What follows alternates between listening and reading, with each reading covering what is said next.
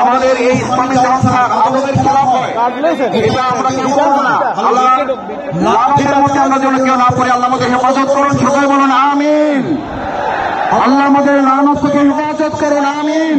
কোরআনের আলোচনায় যেন আমরা কেউ বেয়াদবি না করি, আল্লাহ আমাদের হেফাজত করুন, আমিন। যে আমাদের বিশেষ মেহমান আলোচনা করছেন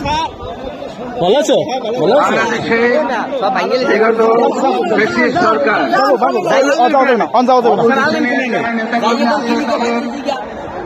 60 লক্ষ নেতাকর্মীর বিরুদ্ধে 5 লক্ষ মামলা করেছিলেন।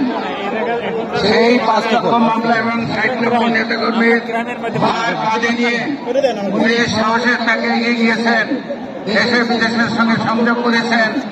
উনি আজকে অপ্রতিরোধ তারেক রহমান বীরের বেশে আসবে ফিরে বাংলাদেশে। ভাই আমার আজ